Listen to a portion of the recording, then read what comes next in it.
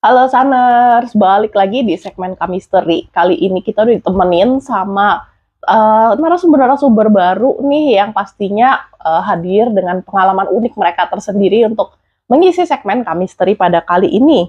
Kita akan mencoba mendengar, mempertanyakan mungkin dan juga memahami fenomena misteri yang mungkin nggak selalu bisa kita jelaskan, tapi nyatanya memang ada nih di sekitar kita.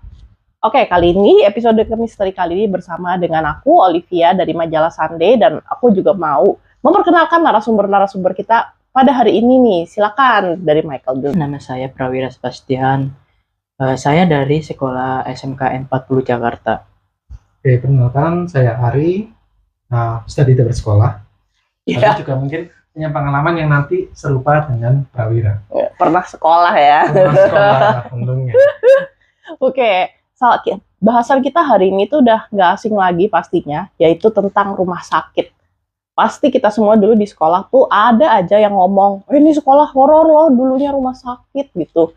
Atau pernah juga kita ngalamin waktu-waktu dimana kita harus stay di rumah sakit nih, entah kitanya yang lagi nggak sehat atau kita lagi nungguin orang dan ya ngalamin yang nggak aja nih di rumah sakit. Karena memang rumah sakit itu bisa dibilang memang tempat yang dimana ada nyawa yang datang dan pergi gitu ya.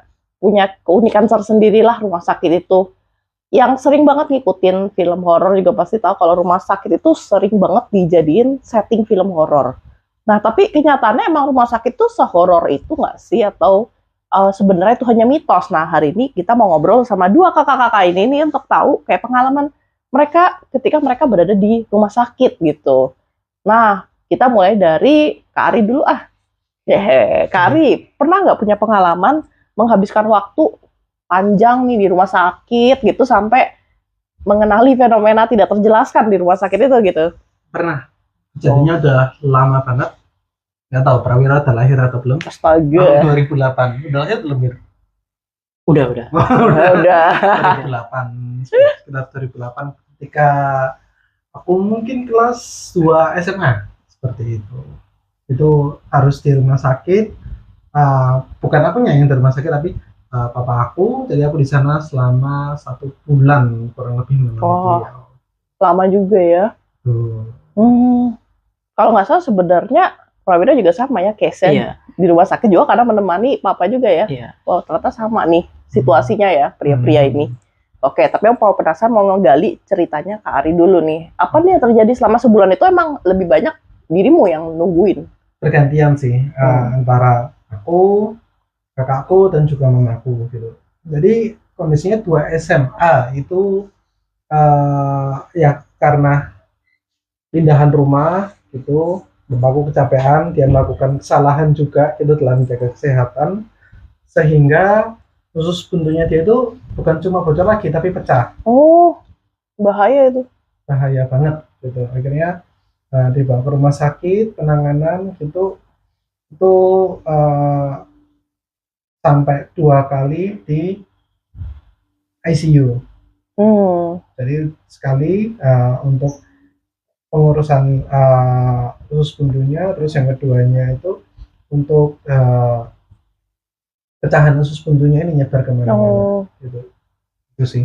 Dan lama banget 1 bulan karena ya bolak-balik untuk intens, terus dari yang pertama selesai terus yang kedua gitu. Jadi mungkin untuk di ICU-nya sendiri itu ada kali 2 minggu gitu.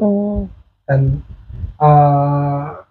ya semua bagian rumah sakit itu menyeramkan, tapi ICU mungkin jauh lebih menyeramkan. Iya, benar-benar karena buat yang belum tahu gitu ICU itu intensive care unit gitu di mana pasien di sana tuh biasanya udah sakratul maut gitu ya kebanyakan. Kayak udah kritis banget kondisinya. Betul. Tapi boleh di-spill dikit nggak? Gak usah nyebut nama rumah sakitnya nggak apa-apa. Tapi ini rumah sakit di daerah mana sih? Di Surabaya. Surabaya, oke. Ya, rumah sakit Katolik. Iya, oke. Baik. Wah, itu emang legend sih buat teman-teman yang dari Surabaya pasti tahu gitu. Wah, tahu nih kayaknya. Pokoknya kalau teman-teman di sana jalan mungkin jam 2 sampai jam 4 pagi gitu pasti ketemu noni Belanda.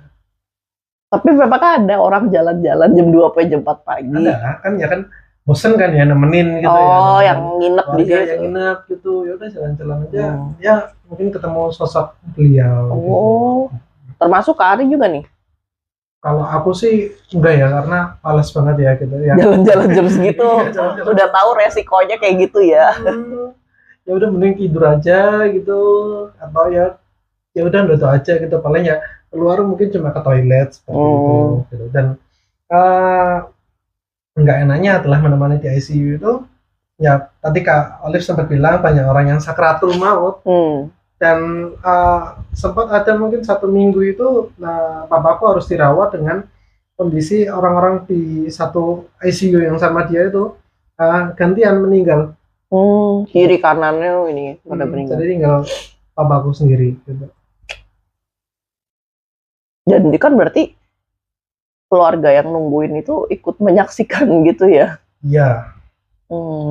Lalu kemudian peristiwa misteri itu terjadi di ICU itu?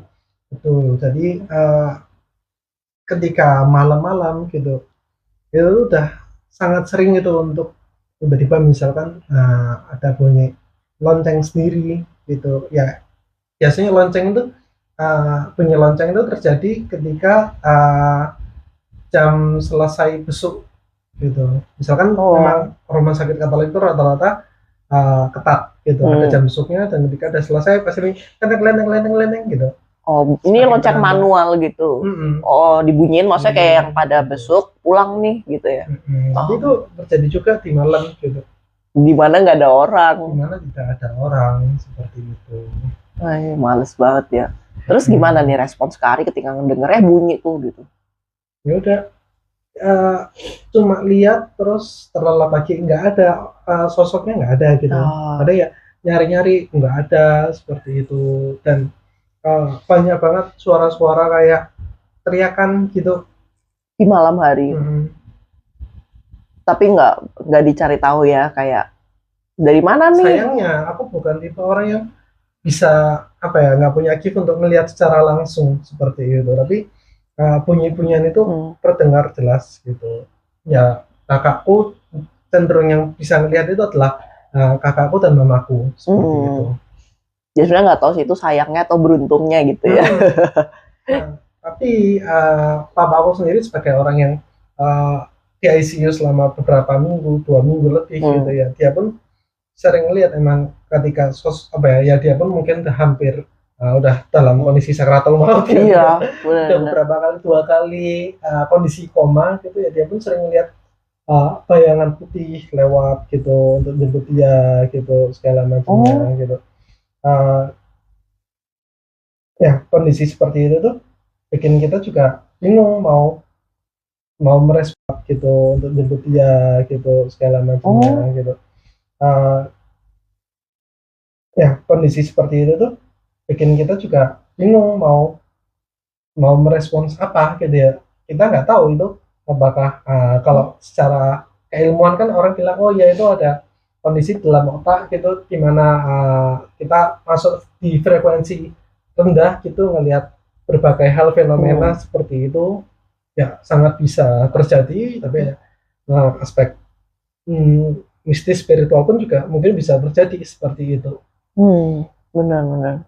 Dan ya memang rumah sakit tersebut itu angker gitu, bunyi-bunyian gitu setiap malam gitu.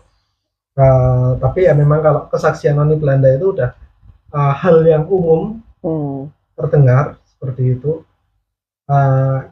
Kadang sendiri pun pernah satu masa itu aku melihat ada bercak darah di lantai. Darah seger gitu. Ya kita nggak tahu, anggap aja oh ya mungkin pasien gitu. Atau mungkin ini saus atau apapun gitu. Ya kita mencoba positive thinking aja gitu, kita nggak ada yang tahu gitu. Karena kalau nggak kita masih harus tidur di situ nih ceritanya, nungguin kan, kepikiran terus juga nggak sehat ya. Jadi mau nggak mau kayak gitu, pertarungannya orang-orang yang menunggu adalah mencoba untuk tetap waras juga secara psikis. Jangan sampai kita ngerasa udah nggak waras, udah malas temenin, jadinya yang sosok yang kita temenin itu malah lewat gitu, karena kita nggak kuat untuk kasih support seperti itu sih. Ya, sepenting itu ya peran sebagai seorang penjaga pasien gitu ya. Seaneh-anehnya apapun yang terjadi di rumah sakit, nyoba untuk waras aja. Gitu. Ya mencoba dilogikakan aja atau kayak nggak usah dicari tahu, karena kalau kita nonton film horor kan, wah denger bunyi-bunyi disamperin kan sama karakter utamanya di film itu biasa aja, lalu terjadilah jump scare gitu. Dan di kehidupan nyata kayaknya kebanyakan orang mungkin akan kayak ini aja ya, nggak usah di dia gitu. Mungkin kalau di aku sih nggak tahu kalau Prawira. Gitu. Coba Prawira ceritakan pengalamanmu Wir. Kalau dari aku sih mungkin agak gimana ya. Waktu udah lama banget sih aku melihatnya dan kejadian banget. Cara tiba-tiba itu menjelang sore ke malam lah. Dengan hal kegabutan aku di dalam ruangan itu nggak ngapa-ngapain.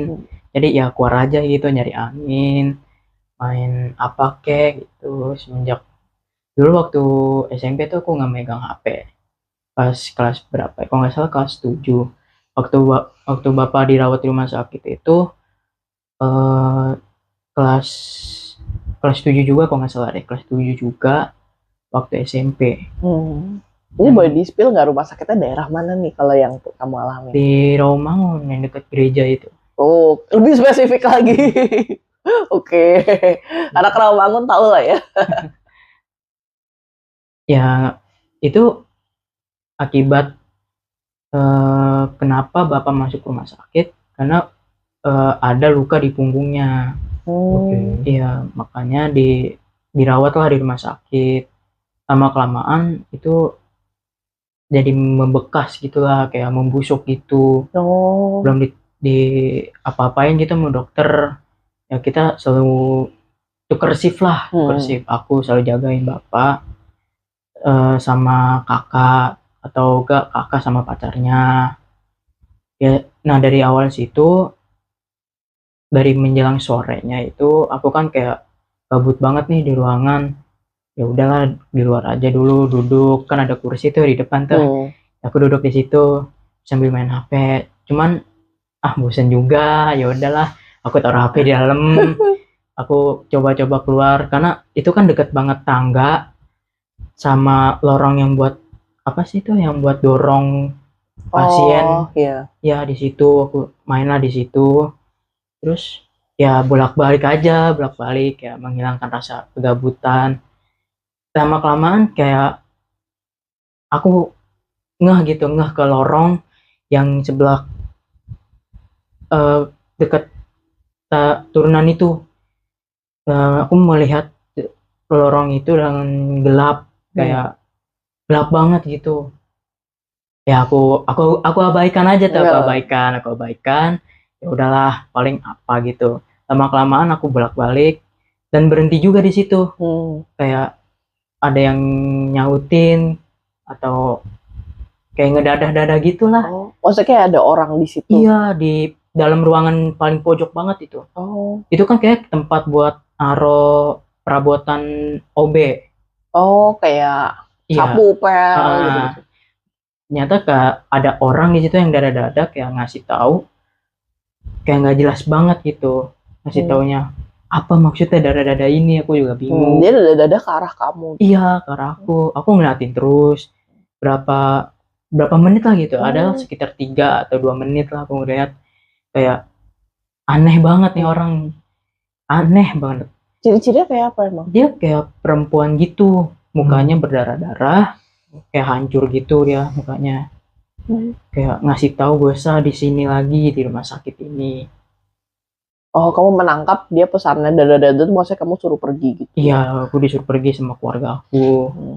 Kayak ya udahlah aku abaikan aja.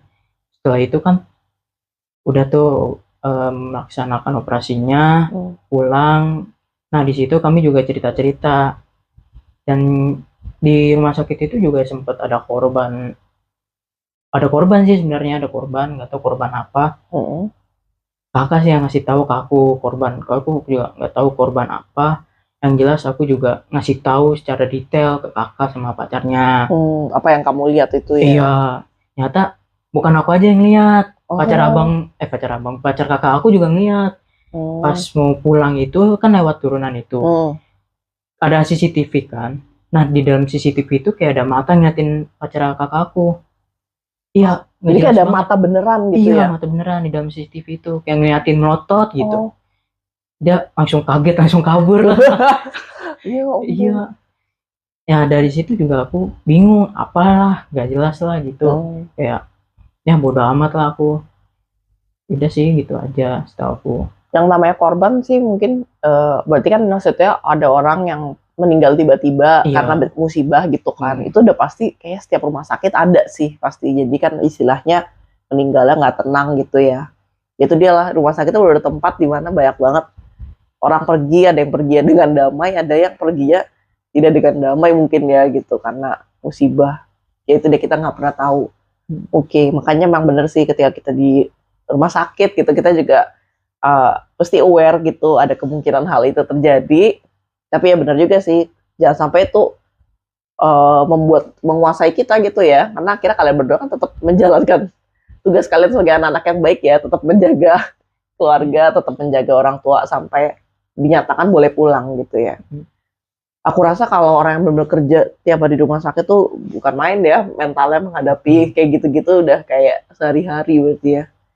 Luar biasa sih. Tapi terima kasih banget nih Wira dan Kak Ari sudah berbagi pengalaman kalian ketika mengawal keluarga masing-masing di rumah sakit. Memang benar rumah sakit itu pasti nggak, sebenarnya itu kayak nggak rumah sakit lama, nggak rumah sakit baru gitu, dari yang zaman Belanda atau rumah sakit modern tuh emang ada aja urban legendnya. Pasti Saners juga ada nih yang pernah punya cerita dengar-dengar gitu tentang sebuah rumah sakit atau ngalamin sendiri. Nah kalau kalian juga punya cerita seperti itu, ketik ya di kolom komen gitu, komen aja, sharingkan ceritamu untuk melengkapi podcast kita pada hari ini.